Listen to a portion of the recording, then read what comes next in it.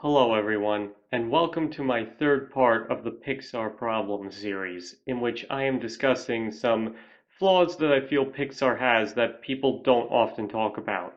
And if this is your first time watching, I would highly recommend that you go back and watch the other parts first before watching this one, and you can find a link to the playlist down in the description below. I'm not saying you have to, but this will make a lot more sense if you do. And I would just like to once again point out that I am not hating on this company or anything like that. I'm just voicing my opinion on some areas where I feel they could do a little better.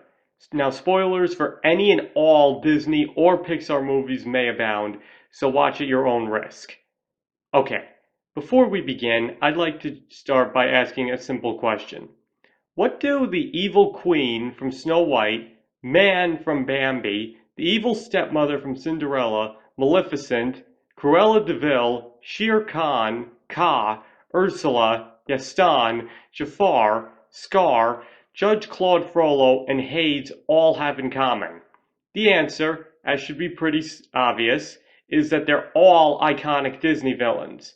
Great villains have always been a staple of Disney movies. Even lesser known or not as liked movies tend to have iconic villains, such as the Horned King from The Black Cauldron or Professor Ratigan from The Great Mouse Detective.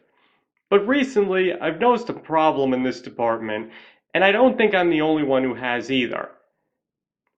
Now, first off, I do just want to acknowledge that yes, I will technically be talking more about Disney than Pixar in this particular video, but considering that they've been under the same management since 2008, I feel it's basically the same thing. And besides, I do feel that Pixar does suffer from this problem too, just not to the same extent as Disney. So the next question to ask is, why has Disney suddenly gone wrong with a formula that had been working so well for over 60 years? The answer is really very simple and refers back to my first video on the topic: maturity. Many will say that conflict is the soul of meaningful drama, but what causes that conflict can be just as important as the drama itself. And more often than not, especially in works geared towards children, that source of conflict is the villain. In more adult-oriented movies, though, it isn't always that simple. Sometimes it's a misunderstanding, sometimes it's a difference of opinion, or a benign force, or maybe it's gray morality where everybody has a hidden agenda, or 100 other things. And the thing is, conflicts like that can easily confuse or scare children, which is why the source of conflict is usually so easy to understand in a Disney movie. An evil person wants to do something bad, which causes a problem the good guy has to fix, and once the bad guy is stopped, the conflict is over. Now, I know I'm simplifying it a bit, but you get the idea. And the thing is, that formula works, and it works really well. Not just because it tells a story that children can easily understand, but it also creates arguably the most popular, funny, and memorable character in the entire movie. But Pixar, and by extension Disney since 2008, don't take this approach anymore. As I've argued in my first video, Pixar does gear their audience more towards adults, and therefore tells their stories in a more adult way, and that completely alters the purpose of the villain. Now, I'm not trying to deny that Pixar has made some iconic villains, or that they are sometimes the main source of conflict, but more often than not, the villain is usually revealed in a plot twist towards the end just to raise the stakes, or, more recently, there isn't even a villain at all. Now, like I said, I do think this is a problem that's hit Disney worse than Pixar, but I'd still say it's apparent with them as well. But speaking of Disney, let's quickly go over all the movies and villains they've done since the merger with Pixar. Now, Bolt had no real villain, though I would say the agent filled that role well enough. Sure, he'd never reach the levels of Disney's best, but he's still a hateable character and a source of conflict that gets a satisfying defeat. And Dr. Facilier was a fantastic villain and easily one of the best of the new millennium, with many people's chief complaint about him being that he didn't get enough screen time. Now, some will argue that Mother Gothel was too realistic as a parental abuser, but personally I thought she was very well done and an extremely effective villain that harkens back to the likes of Cinderella's stepmother.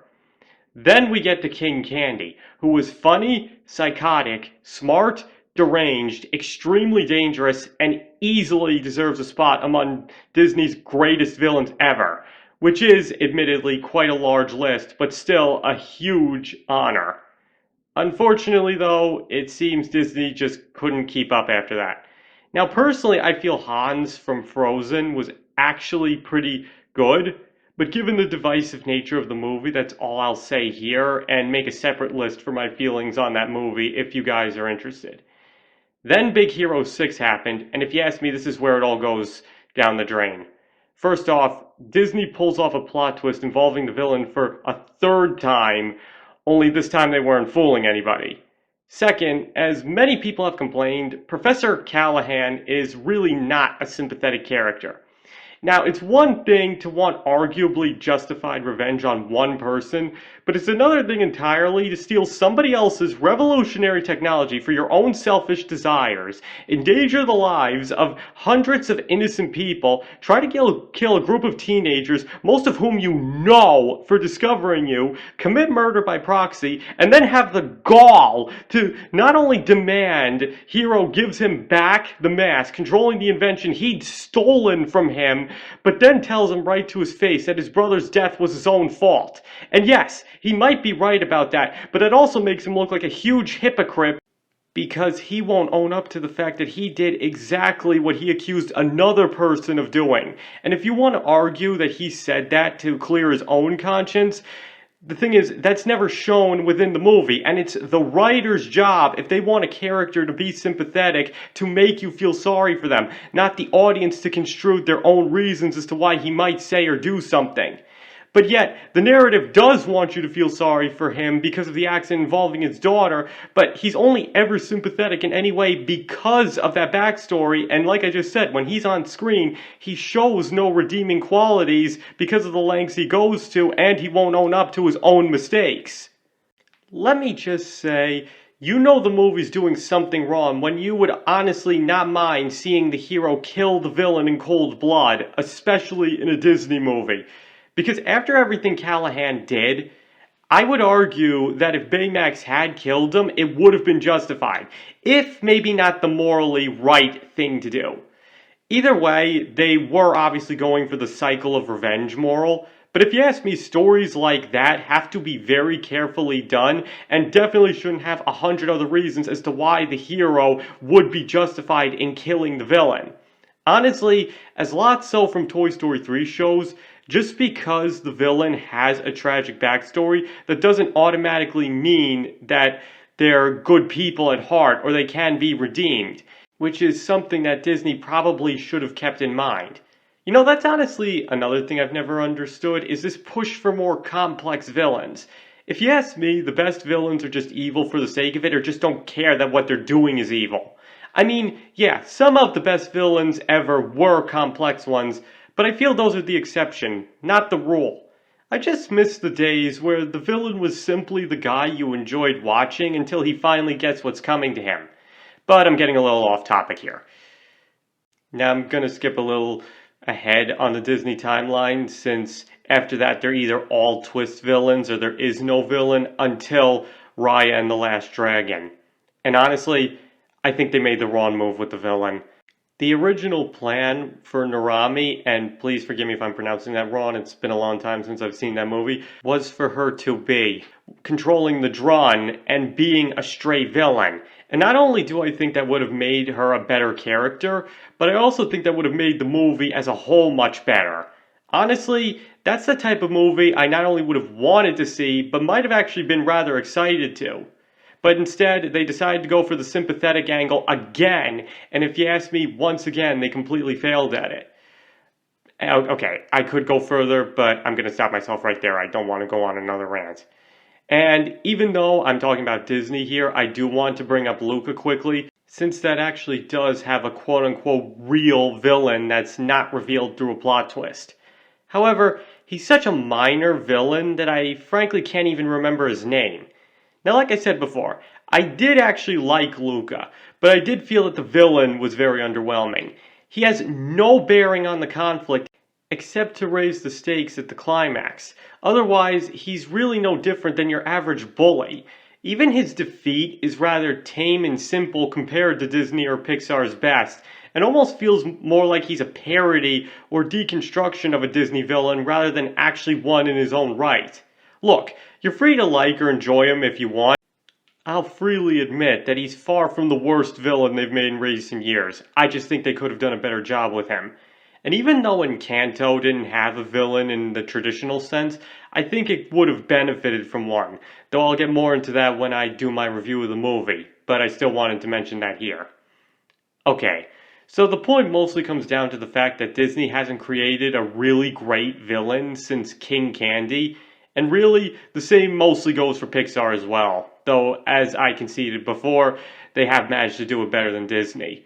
But not only does it seem like nobody can really make a great villain to save their lives anymore, it almost seems as if they've forgotten what the purpose of the villain is entirely. They're so focused on the conflict being caused elsewhere that they honestly don't need the villain anymore, with Luca being the perfect example of that. He's there, but he's not needed. And I know I've already said this a few times, but that's honestly a real shame. The villain is always the best part of the movie. Everybody knows that. Sometimes I've even gone as far as to say that a movie is only as good as its villain. And it was something Disney had down to a science until they decided to cater more to adults and tell more mature stories.